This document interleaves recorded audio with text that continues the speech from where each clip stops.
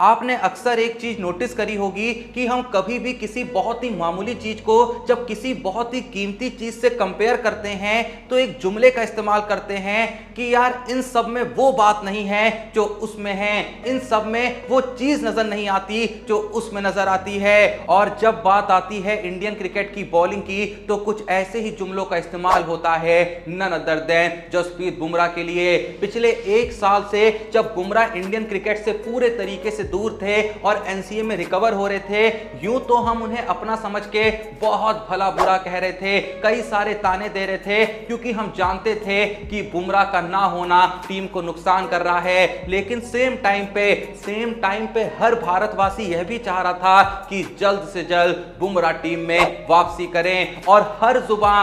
जुबान उस वक्त भी यही कह रही थी कि यार जो बुमराह में बात है ना वो किसी और में नहीं है। और आते ही बुमराह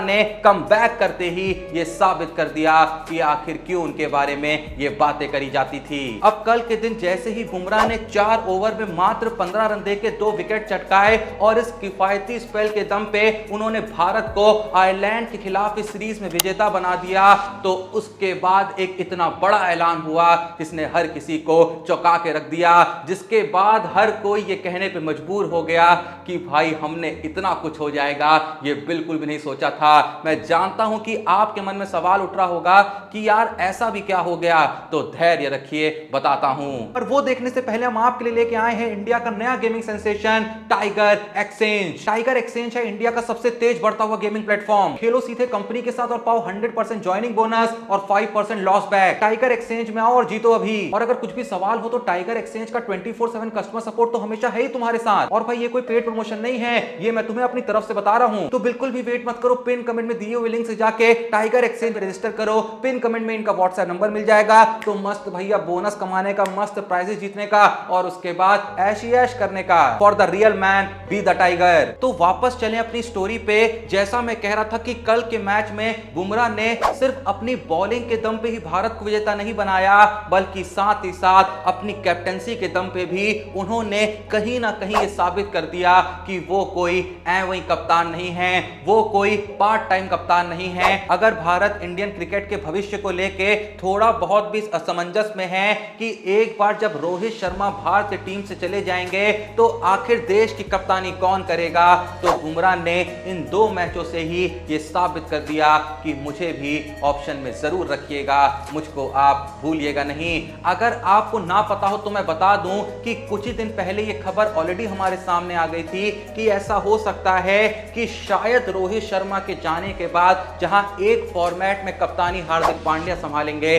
तो दूसरे फॉर्मेट में जसप्रीत बुमराह एक बहुत ही स्ट्रॉन्ग कंटेंडर होने वाले हैं। और ये बात पे तो ऑलरेडी मोहर लग चुकी है कि जिस फॉर्मेट में भी हार्दिक पांड्या कैप्टन रहेंगे तो वहां भी वाइस कैप्टन जसप्रीत बुमराह ही रहेंगे। लेकिन जैसा मैंने कहा कि कल के दिन जैसे ही भारत आयरलैंड को ये दूसरा T20 मैच हराता है और इस मैच में जैसे ही बुमराह का एक अहम योगदान आता है, तो जो लोग कुछ दिन पहले तक ये ऑलरेडी मान चुके थे कि रोहित शर्मा के जाने के बाद हार्दिक पांड्या ही कैप्टन बनेंगे, कल के दिन वही लोग ये कहने लगे कि इतने जल्दी भी भावनाओं में मत भइएगा क्योंकि जो बुमराह हैं वो भी कोई कम नहीं है। अब अगर आपके मन में ये सवाल आ रहा है कि लोग आखिर बुमराह की कैप्टनसी को इतना सपोर्ट क्यों कर रहे हैं, तो माफ कीजिए, शायद आपने कल का मैच देखा नहीं, और अगर देखा तो कुछ ना कुछ आपने बहुत बड़ा मिस कर दिया। अब आपने वो चीज क्या मिस करी है मैं बताता हूं। देखिए, अगर आपने कल का मैच देखा होगा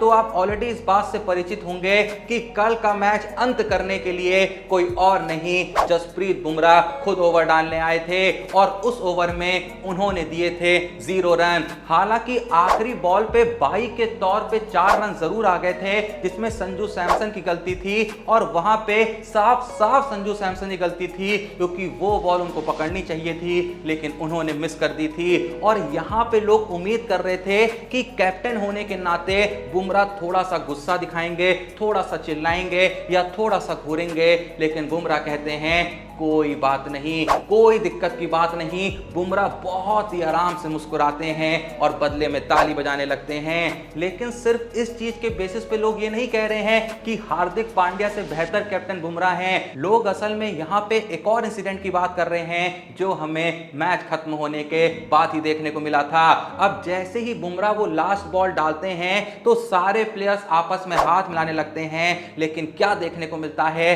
कि जो बुमराह हैं वो किसी और से नहीं मिलते हैं, सबसे पहले जाके रिंकू सिंह को गले लगाते हैं। अब सवाल ये उठता है कि सारे ही प्लेयरों को छोड़ के बुमराह ने जाके रिंकू सिंह को गले क्यों लगाया। अब वैसे तो गले मिलना ही बहुत बड़ी बात है, क्योंकि अक्सर ये देखा गया है कि जब भी मैच खत्म होता है तो सारे प्लेयर्स आपस में बस हैंड शेक करते हैं, और इन केस गले मिलते भी हैं तो बहुत ही फॉर्मल तरीके से एक आध सेकंड के लिए मिलते हैं। लेकिन जिस तरीके से बुमराह ने रिंकू सिंह को अपनी बाहों में ले लिया था, अपने आगोश में समा लिया था, हर कोई यही सवाल कर रहा था कि आखिर बुमराह ऐसा क्यों कर रहे हैं। लेकिन मैच खत्म होने के बाद जब रिंकू सिंह को मैन ऑफ द मैच के अवार्ड से नवाजा जाता है और उनसे यही सेम सवाल करा जाता है कि आखिर जब बुमराह ने आपको गले लगाया तो उन्होंने आपसे कहा क्या, तो रिंकू सिंह कहते हैं उन्होंने मुझसे बस इतना ही कहा कि तुमने बहुत ही शानदार खेला, तुम सच में बहुत आगे जाओगे।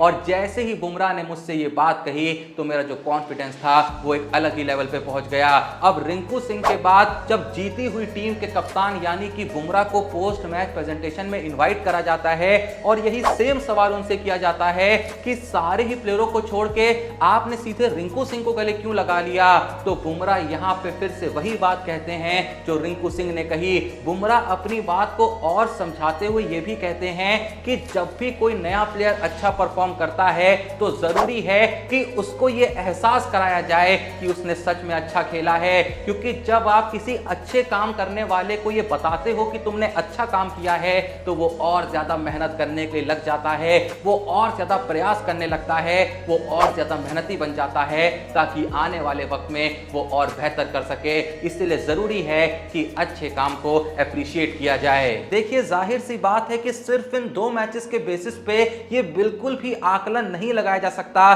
कि हार्दिक पांड्या एक बुरे कैप्टन है या अच्छे कैप्टन हैं, या बुमराह उनसे बेहतर कैप्टन है या बेकार कैप्टन है। देखिए सबकी अपनी अपनी खूबी होती है, सबकी अपनी अपनी कमियां होती हैं, और ये मैचेस बहुत ही कम क्वांटिटी है कि इस बात पे हम पहुंच सकें कि कौन आखिर बेहतर कैप्टन है। क्योंकि कहीं ना कहीं एक सच तो ये भी है ना कि हार्दिक पांड्या ने आईपीएल में एक नंबर कैप्टनसी दिखाई है। इवन इंडिया के लिए भी उन्होंने बहुत से मैचेस में डिसेंट कैप्टनसी कर रखी है। वो तो हाल ही में उनके मुंह से कुछ ऐसे शब्द निकल गए, उसके बाद जिस तरीके से उनकी कैप्टनसी में भारत को हार का सामना करना पड़ा, तो जितनी भी उन्होंने इज्जत कमाई थी वो 2 पल में धूल में मिल गई। और वहीं पे बुमराह का आके इस तरीके से सीरीज को जिताना और उस सीरीज में अपना one of the most valuable performance देना, कहीं ना कहीं जाहिर सी बात है लोगों का दिल तो जीतेगा ही। और लोगों को असल में मुझे लगता है हार्दिक पांड्या की कैप्टनसी से उतनी दिक्कत नहीं है जितनी दिक्कत उन्हें हार्दिक पांड्या के नेचर से कह लें या 2 पल के लिए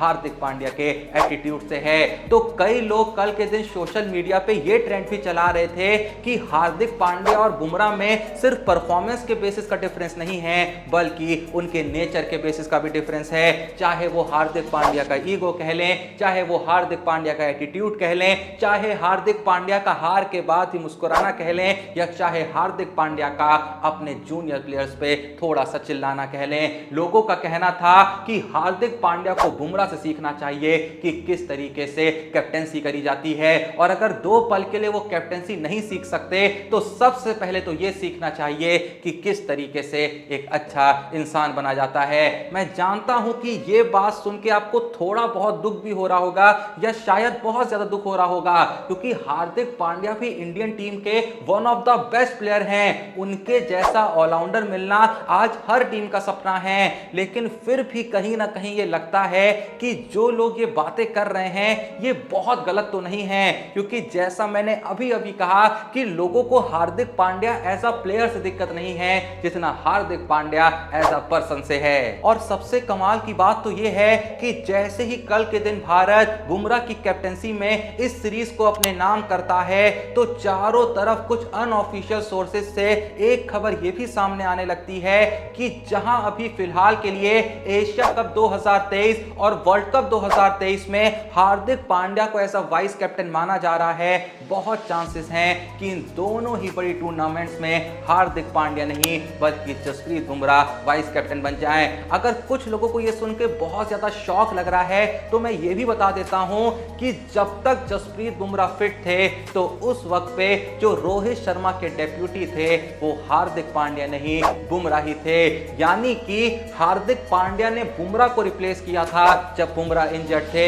अब बुमराह जब वापसी कर चुके हैं तो बहुत चांसेस हैं कि वो वाइस कैप्टन बन सकते हैं, लेकिन फिर भी थोड़ी सी कम चांसेस इसलिए हैं क्योंकि वो एक लंबे वक्त से दूर हैं और हार्दिक पांड्या लंबे वक्त से इस कैप्टनसी का काम कर रहे हैं। तो कई लोग यही कहेंगे कि फिलहाल के लिए इतनी बड़ी टूर्नामेंट में वो बुमराह से बेटर ही चॉइस होंगे। खैर, जो भी ये वीडियो देख रहा है, कौन कौन इस बात से एग्री करता है कि आने वाले वक्त में बुमराह जो हैं वो हार्दिक पांड्या को भारतीय टीम के कैप्टन के तौर पे एक टफ चॉइस दे सकते हैं, और कौन कौन चाहता है कि एशिया कप 2023 और वर्ल्ड कप 2023 में Bumrah as a vice captain जाएं, और कौन कौन चाहता है कि Pandya as a vice captain जाएं। जो भी आपकी इस बारे में एकदम ऑनेस्ट चॉइस है कमेंट में जरूर बताइएगा। मैं तो बस फिलहाल यही सोच के खुश हूं कि कैप्टन कौन बनेगा या वाइस कैप्टन कौन बनेगा ये बात की बात है, लेकिन बुमराह ने एज अ बॉलर जिस तरीके से रिटर्न किया है, उन्होंने बता दिया है कि क्यों उनको इतना ज्यादा मिस किया जा रहा था। उन्होंने बता दिया है